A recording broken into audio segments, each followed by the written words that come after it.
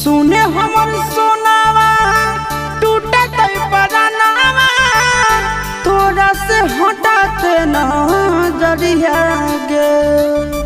सुने हमर सोनावा टूटत परानावा तोरा से हटाते नजरिया गे।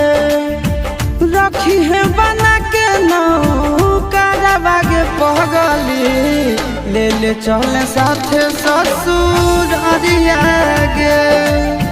रखी है बना के नौकरवा गे पगली ले ले चल साथे ससुर अरिया गे।